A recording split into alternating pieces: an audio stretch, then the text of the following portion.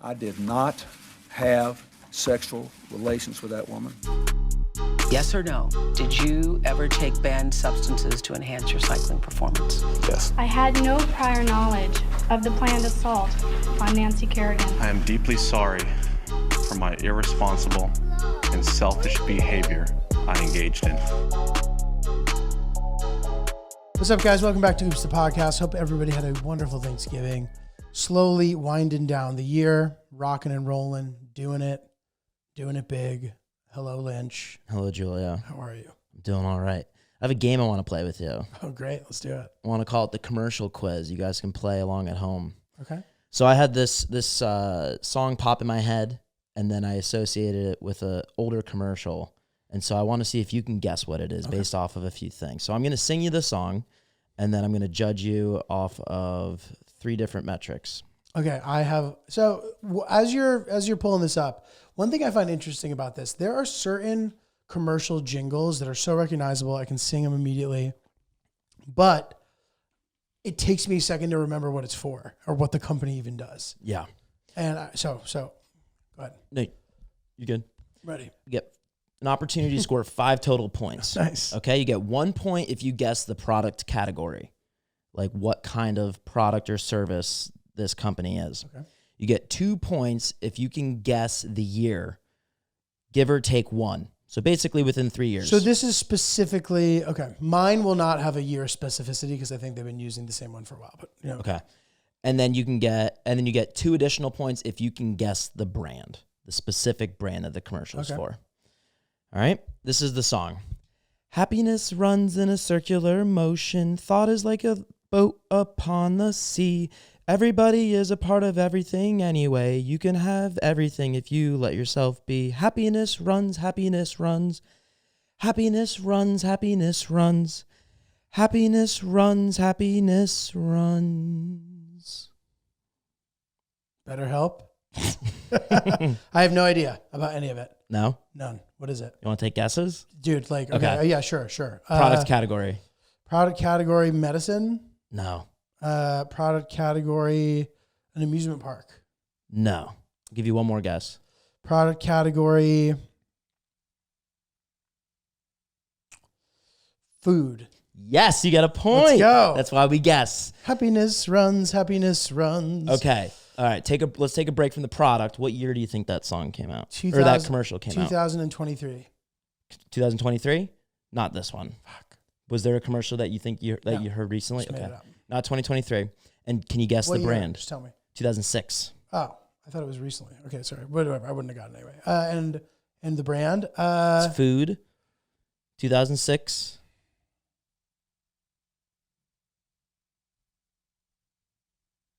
Is it like a food product or a food location? Like a Product. Food? Okay. Orange juice. No, it's pretty close. Really? Same family. Coffee? No, same family. It's in the breakfast department. Eggos. No, Cheerios. Wow. Fruity Cheerios with a touch of real fruit juice and 25% less sugar. It's a commercial Does with this product exist still? I don't know. But I went back when I was singing the song, I was like, that's from a Cheerio commercial. And then it's just a bunch of kids jumping into a cereal bowl with milk, and they're using the Fruity Cheerios as flotation devices. So that was stuck in my head. So you got a point, though. Thank you. I'll take it. Nice job. All right, I got one for you. Yeah. I'm going to leave out the indicative words so that you don't know automatically. Okay. And I think all the same things apply to it as far as the years and all that shit. So I have but I manage it well, a little with a big story to tell. I once daily it's easy to see. I'm lowering my. That's it. So let's go in the same order. So the first thing is what Product category. Product category. It's got to be. You want me to just do it one more time? One more time. I have but I manage it well. A little blank with a big story to tell. I take once Da da da da da. Da na na na. Na na na. It's easy to see. I'm lowering. Okay, so when you say lowering, it makes me think dietary. Has something to do with like a medicine or some sort of supplement. Point. Okay. Point. Okay. That jingle, I feel like exists pre-2020. My guess would be that it is from 2012. False to my knowledge. I think it's like 2023, 2024. It might even just be 2024. Okay. Okay, so definitely wrong there. Nothing there. All right, medicine, or I said dietary, or what did I say, medicine? You said medicine. Okay, so I got the point for medicine. But you're not going to get it, so I'll even give you this. It's medicine for sort of dietary related stuff. Yeah. In some way, ultimately, is the case. Can you sing it one more time? But it's also like a blood thing, but it has to do with diet. I have da-na-na-na-na, but I manage it well. A little pill with a big story to tell. Now I can say that since, I take once daily, da-na-na, da-na-na-na, da-na-na-na. It's easy to see. I'm lowering my STDs. That's all I can think of. Something with diabetes? Yeah. Diabetes pill? Yeah. I don't know the brand name, though. I have type 2 diabetes, but I manage it well. A little pill with a big story to tell. I take once daily Jardiance. Jardiance? No. It's easy to see. I'm lowering my A1C. I love that. Jardiance? Jardiance. That sounds like if you watch the tennis channel, you would have gotten that in a heartbeat. If you don't, I'm not sure where else the Jardiance runs, but. Cool. So we both got a point. Well, hopefully you'll soon be hearing at Lowe's, and I'm going to be in it, hopefully, 2. They've started rolling them out. We need Galleratis to hit the circulation. And that's that. The Gallerati verse. Okay, what about, this is an obvious one, but I'm curious to see if you know what it is. 800-588-2300.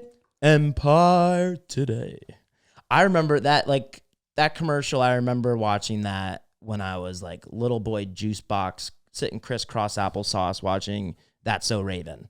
Like, that commercial is old, and it has stayed the same, and they still pump it out. What is Empire, though? They do floors. Yeah, right. And carpet. Yeah, I think I know the old animated thing. I know the commercial vividly. It's burning in my brain. 4 points. 800-588-2300. Empire Today. So wait, so the 4 points is the total amount you can get theoretically on the scale. 5. What's the 5th? 2 if you can guess the brand. Okay. 2 if you can guess the year. And 1 if you can guess the product category. Oh, interesting. Well, you got the year because it spans over many. Yeah. So, you know what another one I always remember? 1877 cars for kids. Dun, dun, dun, dun, cars for kids. 1877 cars for kids. Donate your car today. Somehow, as bad as those kids are, no offense to the kids, it works. Like, it's so like ingrained in my memory. Yeah, I remember cleaning out the garage and the radio was playing on 92.3 now, and that commercial was just always playing. My friend's dad invented Kids Bop, by the way. Really? Yes. How does that come to be? Okay, this guy was a lawyer, and then I guess he like always loved music or whatever, and like wanted to get involved in music, and like I don't know to what degree he does other music than Kids Bop, but as you can imagine, Kids Bop did quite well. Yeah. So I think they still do concerts. I think they still crush I don't it. check on that, but I still think they crush it. It's funny, like the idea of them doing as like hip hop's become more popular. I'm sure it sort of like constricts what they're able to do because like what they're gonna do, bitch, I got nuts like a cantaloupe. Like you can't swear. Yeah, like they can't do WAP. Shorty giving me head, you can't say that. You can't. Yeah. Shorty giving me head. Shorty giving me bread. Sure. Yeah, right. My shorty giving me bread, and they're all like, "Yeah." My shortcake giving me bread. Oh. You want to know my favorite commercial? I actually use it as my senior quote. Are you familiar with the Huntington Learning Center? No. Okay, so it might have been like a New Jersey regional thing, but Then I'm just gonna HLC, bro. I just got to do the commercial for you. I know it word for word. So this mother, she opens up the door. She walks in. There's 3 beats, 3 different characters. Mom walks in with the report card, and she says, "Another bad report card." And the kid's playing on his Game Boy Color, and he's like, "I hate school." And she's like, "We grounded you. Got tutors. Fighting doesn't work." And then it's the little boy's hiding down the stairs while he's eavesdropping on his parents fighting. And it's the mom and dad. And the dad's like, "Maybe it's a phase." And she's like, "It's not a phase. You saw his report card." And it's like, ignoring it doesn't work. And then it's this dumb skateboard kid yelling at his other mom. And he's like, "Ma, I said I'd do better in school." And she's like, "Saying it and doing it are 2 different things. Punishment doesn't work. What does work is ring, ring, ring. And it's some lady at a desk, "Huntington Learning Center." And then she's like, "Hi, my son is struggling in school. You made the right call." And then they do their whole pitch. You know what's funny? Like that commercial is great, but there is a kid out there who does well in school who still fights. And that's tough. That's a tough one for this kid. You know? That is a tough one for him. Giulio, I'm back on the Uncommon Goods website looking at all the goodies they have. Same, dude. I love looking at the Uncommon Goods website. It is a great place to find unique gifts. I know as like my years of adulthood have gone on, it's been harder and harder to find unique gifts because all the stuff on some of the other sites are the same every year. But Uncommon Goods is your place to go to find a unique, cool gift. Holidays are right around the corner. You should be getting on uncommongoods.com to get the perfect gift for her, for him, for the teen or the kid or the grandparent in your life that you love. I'm thinking about my dad right now on the grill. They have a Himalayan salt barbecue plank. Oh, yeah. And got some pretty little asparagus on top. That sounds delicious. We love asparagus. Yes. Don't spare the guy this winter and get him some asparagus accessories. Nice. You like that? I What like about that a this? lot.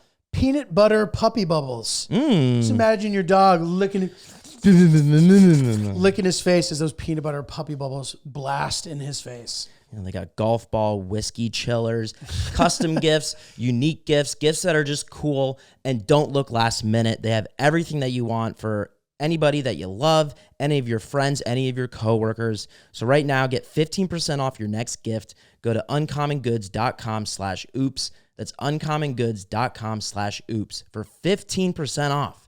Don't miss out this limited time offer. Uncommon Goods, we're all out of the ordinary.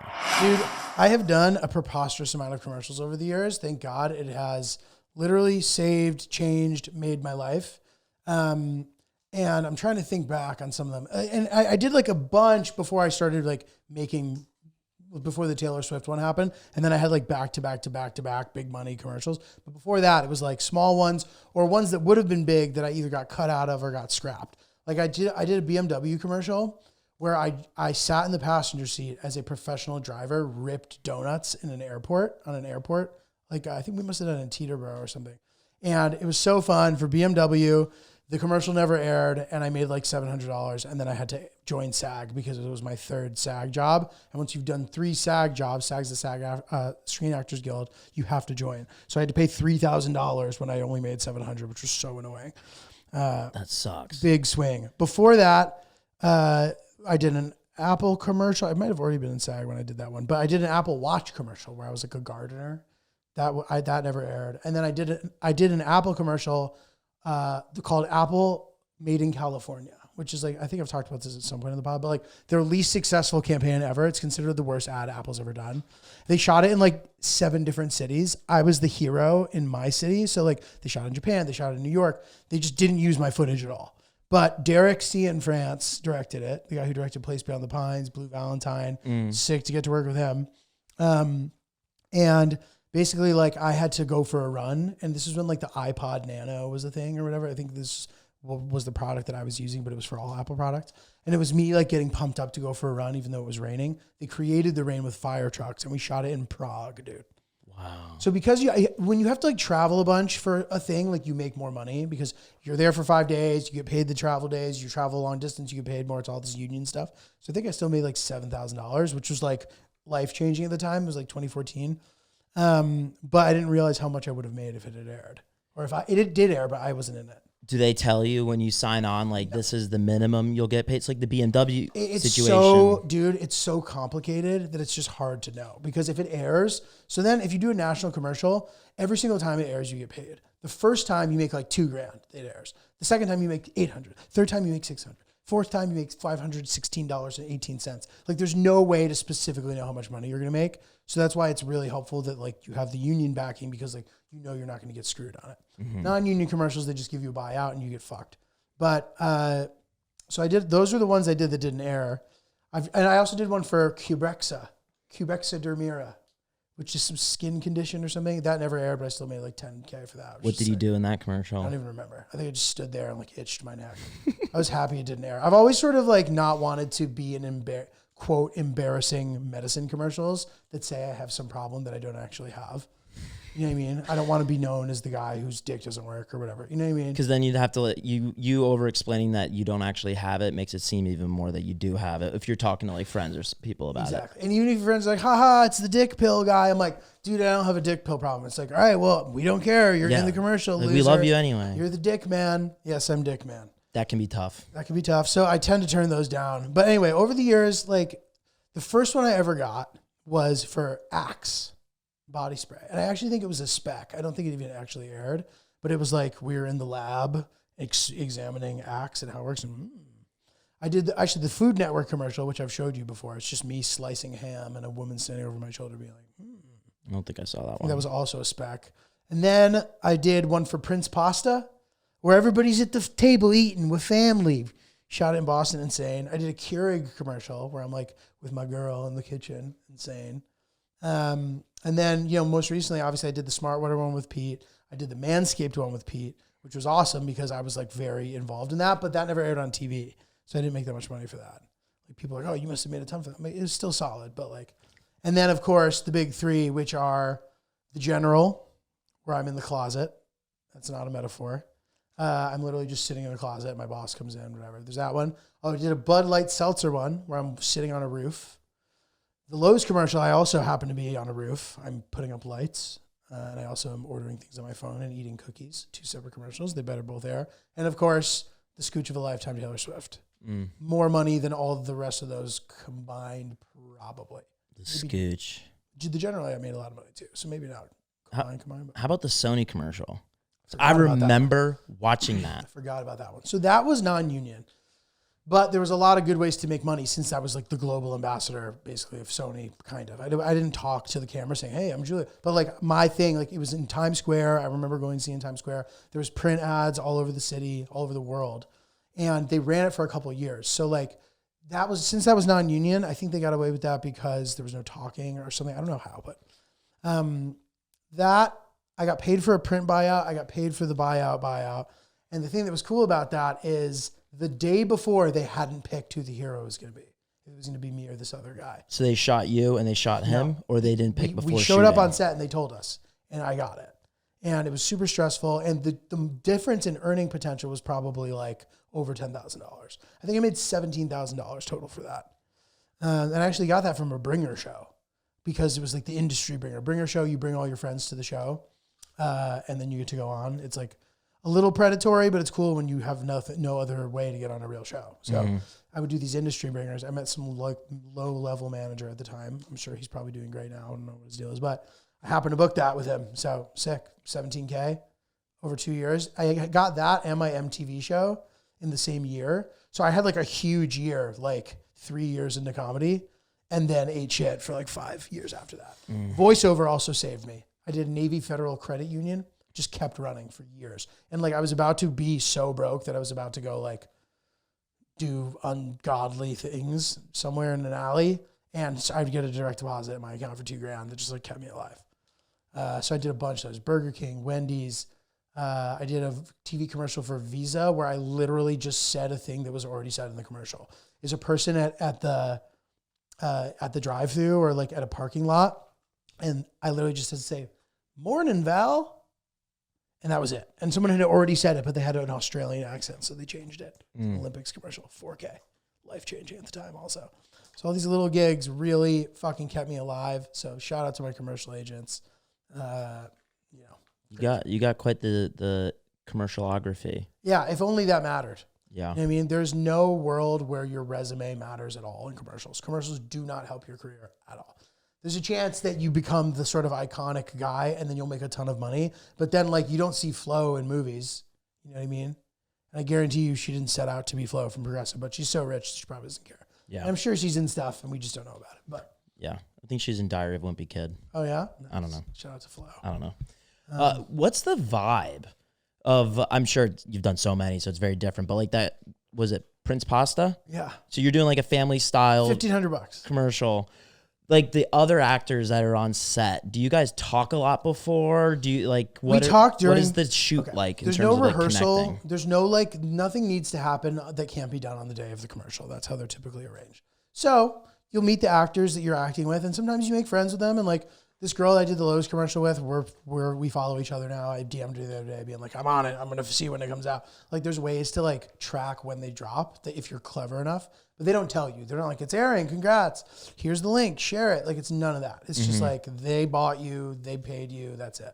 And you get paid a lot of money in theory. Now that there's all this fucking alternative advertising, the golden ages of commercials are kind of past us. There just aren't a ton of national commercials anymore, which is why the Lowe's thing is so significant for me. But like now I'll get an audition that's like a Snapchat and it pays like $500 and I have to do a self-tape and a callback. I'm like, dude, I'm not doing this.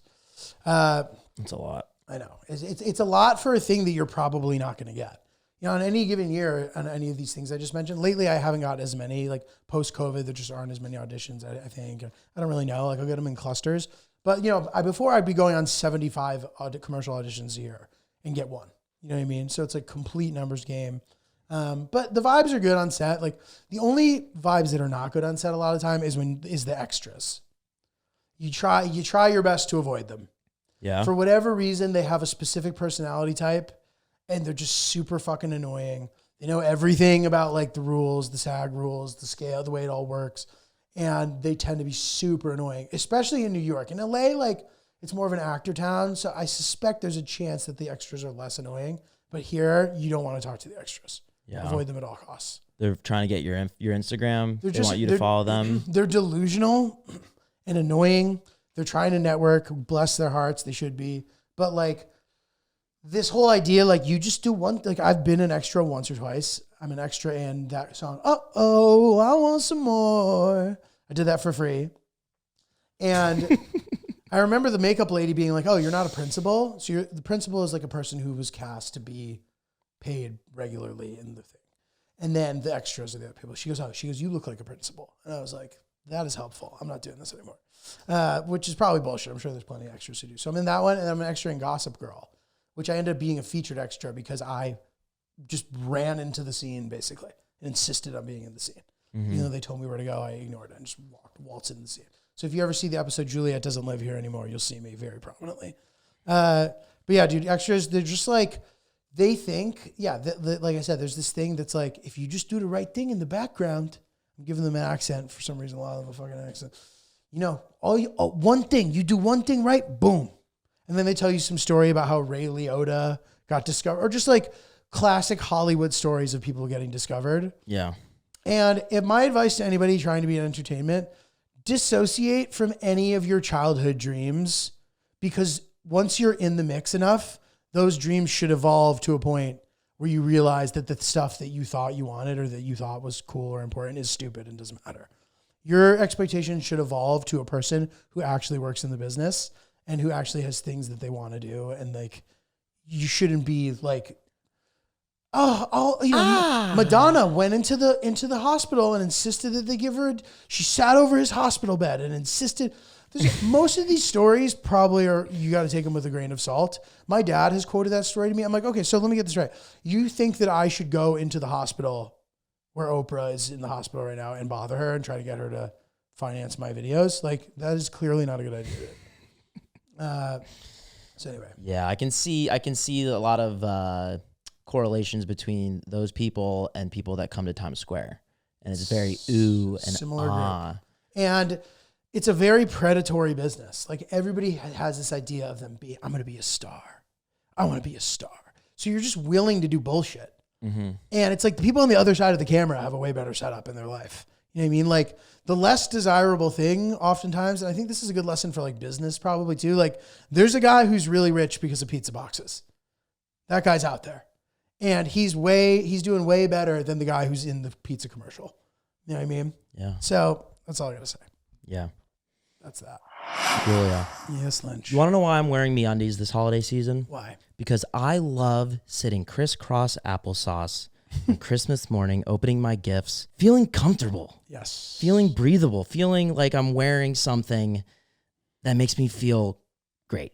I don't like feeling like my motion is constricted. Mm-hmm. And sometimes the wrong pair of undies can do that. Not me undies, our undies, your undies, me undies. They are the best. And the thing I'm looking forward to for me undies during the holidays is how well the me undies, classic black boxer brief, which I have right here, my favorite. I love how well they adapt to the temperature. So whether or not I'm a little chilly, these get warmer. If I'm a little warm, they get cooler. Dude, it's amazing. However they thought of this, it's absolutely brilliant. The most comfortable for all of your underwear needs. They have all the different styles. So whatever sort of kind of underwear you are typically partial to, MeUndies not only has it, but they have the best version of it that exists. They simply are the best. That's why I love whenever we get to work with them. Yes, same. Because I'm wearing them right now. You just showed us your extra pair that you're not wearing besides the pair that you are wearing. I too am wearing them. I would be so jealous of anybody that gets a pair of MeUndies for Christmas and I'm in the same room as them and that person's not me. First time you do it, man, it is like taking a substance. You'll be chasing the dragon ever since, but guess what? You don't have to because it feels just as good every time you wear them. It feels good. So knock out all of your holiday gifting needs today with MeUndies. To get exclusive holiday deals and savings all month long, go to MeUndies.com/OopsPodcast and enter promo code OopsPodcast. That's MeUndies.com/OopsPodcast, code OopsPodcast. MeUndies, comfort from the outside in. How's everything going for you in your hustle? Things are good for the most part. I've been reached out to film some UGC content for a couple of different companies recently. Amazing.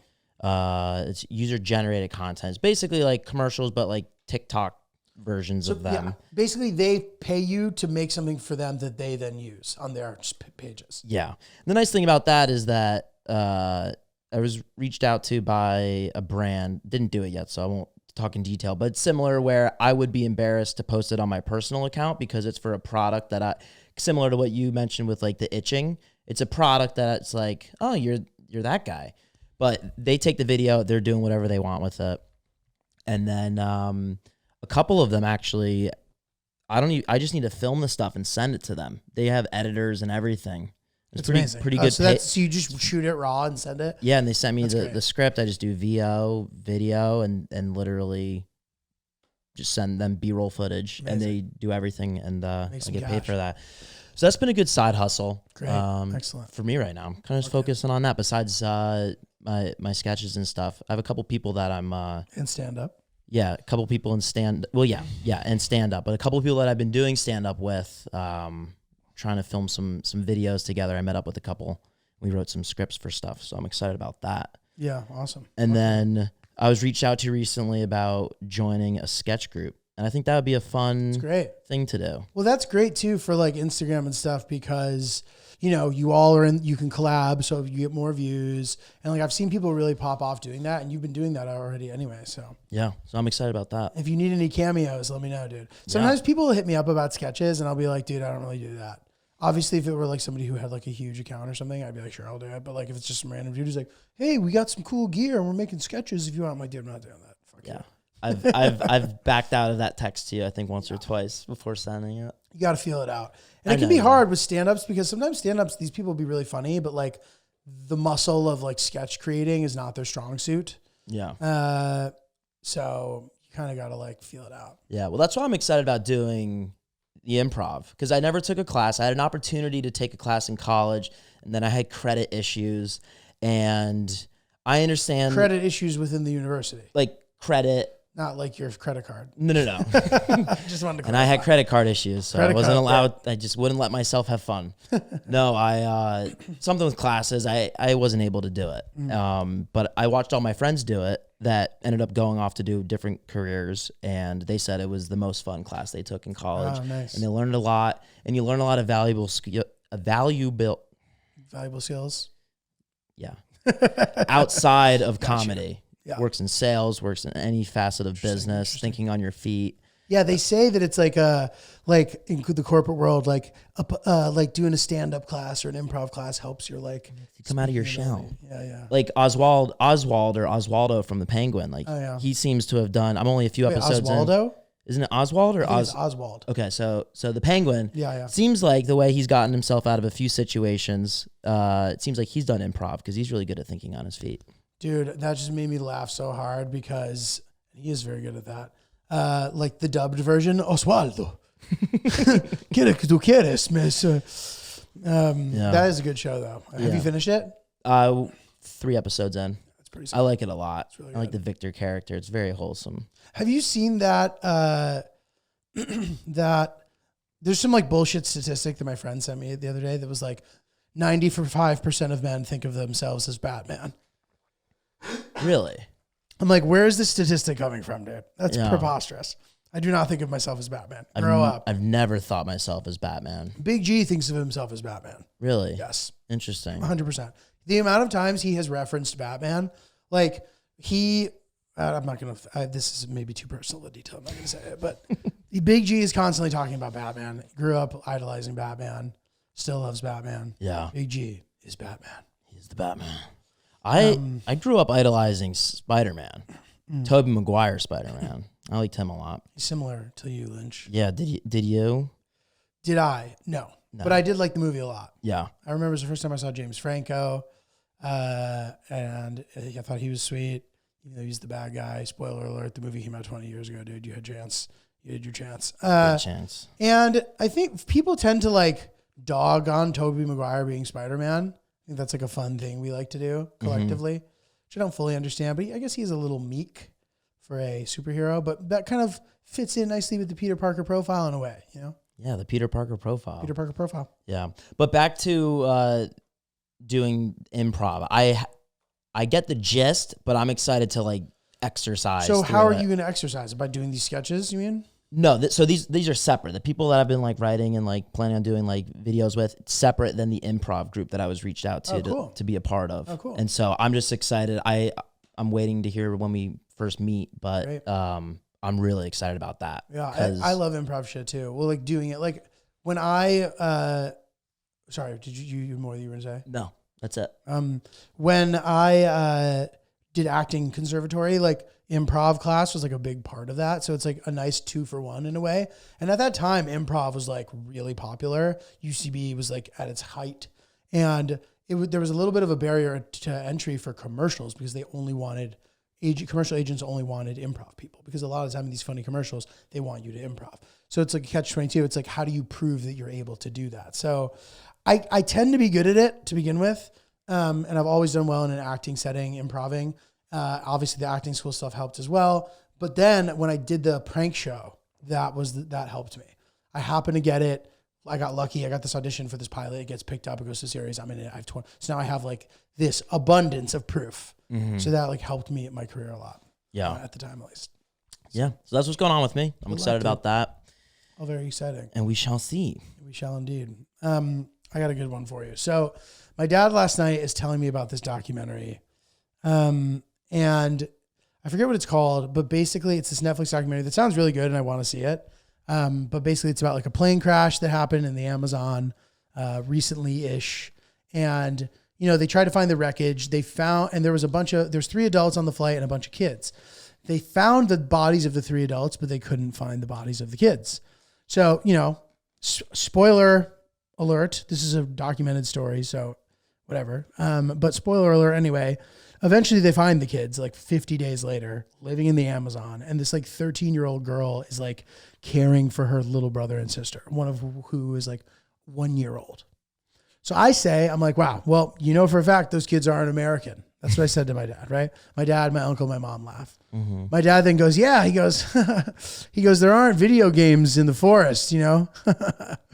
And I go, yeah. Like, obviously that's not that funny. And then he goes, he goes, that could be a bit. In my head, I'm like, yeah, I kind of maybe thought that already, but like, whatever. And then he goes, you owe me one for that. And I go, do I? I go, you mean the time where I said something funny and then you said something unfunny? I owe you for that? He goes, well, I alerted to you that it would be a bit. And I go, well, maybe I already knew that it would be a bit, but it would have been insane for me to say that's a bit. So I didn't say it. And he goes, okay. He goes, fine. He goes, but I was vigilant. I wanted to make sure that you knew that it was a bit. So for that, perhaps you owe me one. I go, I'm willing to concede that, but this is insane, Dad. For this bickering, do you pause the documentary or are you bickering through it? I haven't seen it. He's just describing the documentary. So you're just talking about it. Yeah. I got to see it. Yeah. It sounds really interesting. I forget what it's called, but it's on Netflix. But I'm like, dude, Dad, come on, man. Big G always, he's slipping them in. This episode of Oops, the podcast is brought to you by BetterHelp. We here at the show love BetterHelp. I love it. I use it. It's great. And, going into the holiday season, sometimes the holidays can be a little heavy. They can remind you of certain things with your family dynamic that have sort of been simmering dormant and are brought back to the surface. And as well as you just have a lot of sort of unique free time where you're able to think in a more substantial way, whereas your day in, day out might have distracted you from doing so beforehand. So why not go into the holiday season equipped, get ahead of it? BetterHelp's your place. Able to log in from the comfort of your home, whether it's on your phone, tablet, etc., computer, and you can get cracking. It is a great way to approach therapy. So efficient, so solid. It's very easy to get paired with a therapist. There are tons of therapists. You literally go through an entire protocol which helps you narrow down the right therapist for you, and then you can hit the ground running, and it's easy to change therapists at any time. If you're thinking about going into some therapy, this is the way to do it. Try out BetterHelp. Find comfort this December with BetterHelp. Visit BetterHelp.com/oops today to get 10% off your first month. That's BetterHelp, HELP.com/oops. Okay, so I have a question for you, Lynch. What is the etiquette when it comes to cashing a check that you've been gifted? So there's a couple of things to take into account. So first of all, is there some sort of timeline expectation that's reasonable? But additionally, is there a balance between cashing it in a timely manner and like cashing it so fast that you look desperate or something? These are sort of the things that I want you to think about as you answer this or as you think about it. Yeah. Do you have any thoughts that come to mind? So the second point, as in like, does it look desperate if you cash it right away? No, I think it looks diligent. Yeah. Diligent instead of desperate, because if you're giving out the check, you assume you have the funds to pay for it. Let them get it out of the way. I would actually be like, that's great. I don't have to worry about waiting on that to drop. I don't need to check on my checking account for XYZ reason because I know that nobody has a money, checkbook anymore. So like we're not like balancing it in real time. Yeah. I mean, the way our parents would have. Yeah. I would say that you should do it at the latest within a week. Mm-hmm. I think you should do it within a couple days, only because it takes such little effort to deposit that into your bank account these days. You don't need to go to the bank. You just take a picture of it. It literally takes 30 seconds. Yeah. You could do it faster than you would spend the time to brush your teeth. The only annoying thing is like use a darker background. Dude, I have it on a black background. Yeah. About the taking the picture. But I agree with you, dude. Yeah, agreed. Very much agreed. So I even, people have been generous and been giving us gifts and stuff for our wedding, and we got a bunch of checks. And I told Hill Dog, I'm like, make sure you cash these before we go away. Because like, in my opinion, it's like rude to wait in this day and age. So I have a story. I agree with you. And that's actually the diligent thing is helpful because to me, I'm like, okay, I want to cash these right away because first of all, I just want to like keep track of everything. But secondly, to your point, like you don't want to let somebody wait a few weeks and then they forget about it and suddenly their account gets overdrawn because you cashed a check that they weren't thinking about or something. You know what I mean? Mm-hmm. It obviously doesn't apply to everybody, but here's the story that I'm thinking of. So when I must have been in my early 20s, mid 20s. I had a girlfriend. She was in school still. She was in college. And during the summer, we wanted to live together. So we decided that we were going to rent. We were looking at rents. We were looking at apartments. And we ended up deciding, okay, her sister had an apartment that she wasn't staying in. And we're like, we'll pay rent for her apartment and we'll stay in her apartment. Now this apartment was really nice. We couldn't afford it, but her dad agreed to subsidize and we would just pay what we were going to pay. AKA I would just pay what I was going to pay because her dad's paying for her. So I think it was like, this is a while ago, right? 10 years ago. We're splitting the rent. I think the check that I sent him was for $1,500. And the summer begins. I give him the check. I could have probably tried to be a deadbeat and not given it to him, but I wanted him to respect me. I didn't want to seem like a freeloader. Like they had taken me on great trips and they've been so generous. I'm like, I'm not even going to try to pull that move. I'm going to pay the way that I intended to. So, and this measly check for $1,500, that's sort of barely, I would have guessed that this apartment might have been like $6,000 at the time. That's a lot. And it would probably be 10 now. Okay. It's a nice apartment. So I realize I'm getting a good deal here. Anyway, I give him the check for $1,500. We move into the apartment. We're having a great time. It's June, la-di-da, great. July, la-di-da, great. August, she's gone most of the month. I'm just by myself in this apartment, which was its own unique problem for us. She was impossible to get a hold of. I'm like, are you serious? You're not going to text me? Like, anyway, and then she's like, are you good? Like total like relationship gaslight loop activated. But anyway, September 15th comes around. We no longer live in the apartment. One day I had to look at my checking account. It's overdrawn by like $600. And it's because he cashed the check in September. And I was trying to wrap my head around that decision. By the end of July, I'm like, oh, this is nice of him. Like I gave him the check. He's not gonna deposit it. Whatever. Like amazing. Like That's where I thought it was going. Great, right? But somehow in September, the check ends up getting cashed. Now, what probably happened? There's probably a stack of checks that he just hadn't gotten around to or something. And he's like, oh, when you should deposit these, gives them to his assistant, which he had, and she probably just did it for him. Or maybe there's a chance that he literally specifically saw my check and he's like, you know what? I'm not going to not cash it. That would be disrespectful to him. That would suggest that he is in a place where the money means so much to him and I'm not going to cash it. And by not cashing it, it would actually be insulting to him. I should cash it. And that's it. Maybe he didn't even think about it. He's like, oh, I have this check. Like, I'm going to cash it. Whatever happened, I didn't like that. Now, he has so many in the win column at this point that there's no way that I could be upset, hold it against him, think it was wrong. None of those ultimately apply. Yeah. This guy's done so much for me. He's such a good person, this guy is a great guy. I love him. I hold him in the highest regard. But it sucked. So in my head, I was like, I'm never going to do that to somebody. Yeah. Because, well, $1,500 to him literally means nothing. And maybe he is disconnected from that, but I doubt it because this is a self-made guy. So he understands. He was always really nice and aware of all that kind of stuff. So really solid dude. But yeah, sucked. Yeah. How long after September 15th did you stay with this person?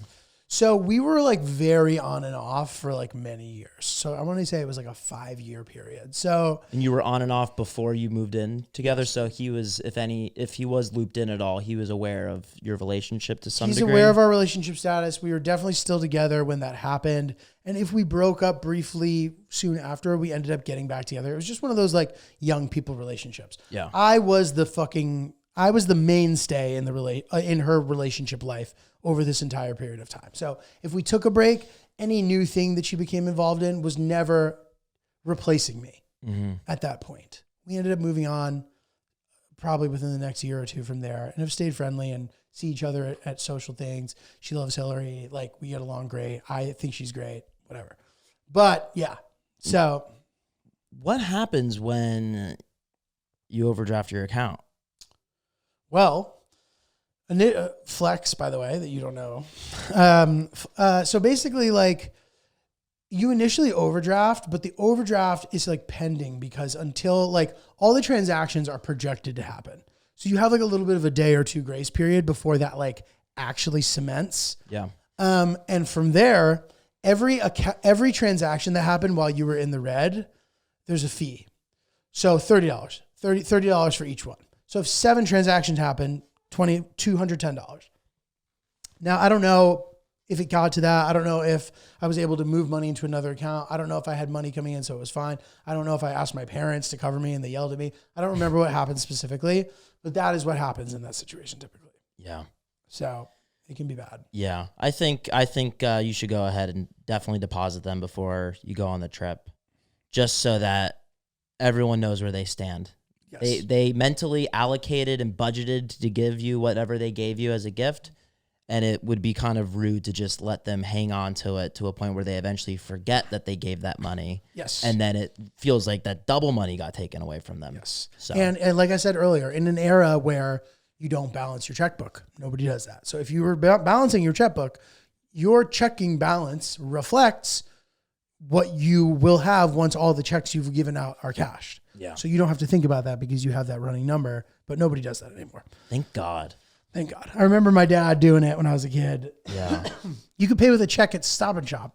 That's all I was thinking about was ShopRite, Stop and Shop. My mom breaking out the checkbook. I wonder if people still do. But yeah, crazy, right? Yeah. So anyway, well, guys, reminder, Lynch and I are going to be at New York Comedy Club Stamford, December 13th.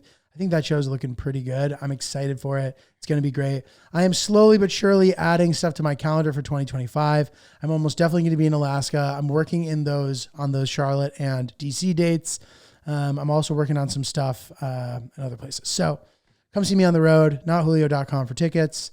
Follow me at notjulio on TikTok and Snapchat. Please follow my YouTube. Subscribe, like the videos, watch them. Just leave them on. The longer you watch, it helps with all the engagement and all that stuff. And like I've said, I'm going to talk about this more on the next episode, but I'm intending to make a big push in video content in 2025. I'm really looking forward to it. Lynch, what do you have to add? Yeah, excited for the show in Stanford with Giulio. This Thursday, come to Arlene's Grocery to see me and a bunch of my friends do a comedy show. It's going to be a lot of fun, and that show's at 6 o'clock. All info on my social at Ryan is really polite, and we will see you guys on Thursday. Take care.